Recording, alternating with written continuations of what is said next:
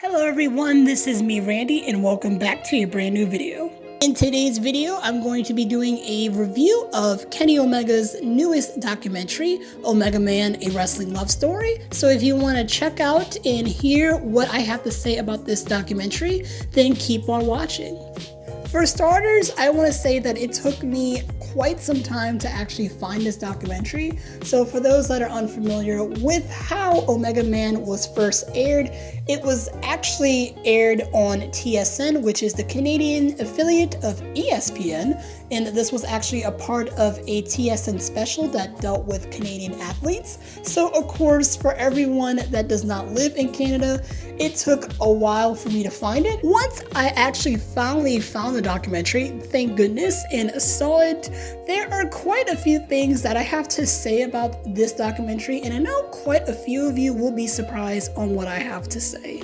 So first off, I just want to say that I am so happy and so proud for Kenny that he has a chance to showcase and to tell people about his story, about his wrestling career, and just about him. It makes me so happy seeing people that I'm a fan of and that I enjoy get a chance to just tell people their stories. So I'm so proud and so happy for Kenny. Another thing that I really am happy about is the fact that Kota Ibushi was on a documentary, and also we get the chance to hear what he has to say with English subtitles, because I'm a huge Kota Ibushi fan, and a lot of things that he does say, there's not a lot of subtitles or translations for them, so I really was happy to get to read what he has to say. The third pro that I have for this documentary is the fact that they took quite some time to explain Kenny's early years in pro wrestling.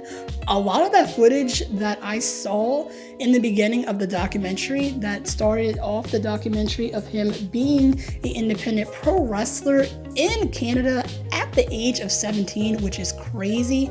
It was really interesting and fascinating. I did not know that he started his pro wrestling career when he was that young. And also, I really was proud to see a few people on this documentary that were fans of pro wrestling being featured. I was so proud seeing some people that I knew from online being a part of this documentary, which made it really feel more to me, because it was really nice to see, fans just like you and me being a part of such a big documentary. So that made me so happy, and congratulations to all the fans that were featured on this documentary. Now, unfortunately, there are some things of this documentary that I did not like, and first off, we're going to start off with the fact that I felt like this documentary was more about the Golden Lovers and less about Kenny Omega. So I will explain why right now. While I was watching this documentary, I realized that they talked more about the Golden Lovers and less about Kenny, which, of course, if you don't know already, I am a huge Golden Lovers fan. I think they are a fantastic tag team. The story that they have created over the past 10 years have been just so much fun to learn and to follow and to just watch all their matches of.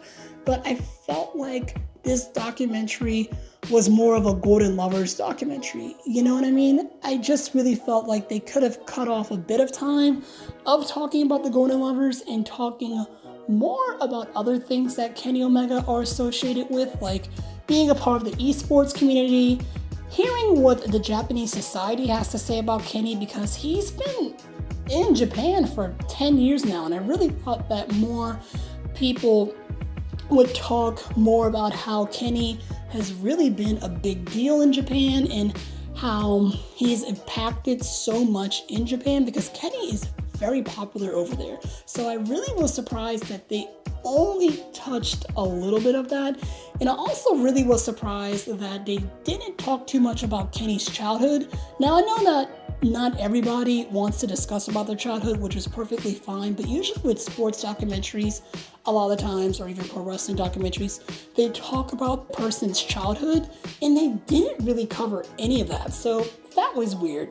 So I felt like, honestly, they could have gave more time to these topics instead of just making almost 2/3 of the documentary about the Golden Lovers. Now, I know you all must be thinking, Randy, the title of it is A Wrestling Love Story. I know, I get it, but if you're gonna have a documentary about someone, but make it more about something else, then I think you should make it more about the other topic than just that one person or that one topic. You get what I'm saying? And another con that I have to say of this documentary is that I was expecting more people to be interviewed, like the Young Bucks, Cody Rhodes, Marty Scurll, and quite a few other people that are really a part of Kenny's wrestling career.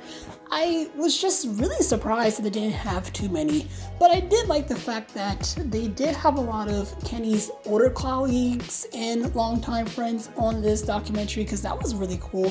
But I was expecting more people, you know what I mean? Like, I was expecting more people that are currently really big in Kenny's life. So my overall thoughts on this documentary is that it was really good, but I was expecting so much more in this documentary. I wanted to get to know Kenny a bit more as not only a pro wrestler, but as a person, because I felt like there was just some topics on this documentary that could have been really good that they either just talked about for a brief second or they didn't cover at all, especially his impact in Japan and also a bit of his time in esports, because esports is just such a huge part of his life. So I was really expecting more of other topics of Kenny's life than just the Golden Lovers. And I do love the Golden Lovers, but like I said earlier, I felt like this was more of a Golden Lovers documentary than a Kenny Omega documentary, which is really a shame, because I felt like if they would have talked more about Kenny, you know, what Kenny's doing. But overall, it was a really interesting, insightful, and just a good documentary to watch. So I do recommend you to check out Omegaman, A Wrestling Love Story if you have not done so already. This has been my review on Kenny Omega's documentary, Omegaman, A Wrestling Love Story. And as always, thank you guys so much for watching. This has been Randy. I will talk to you all in the next video. And as always, take care.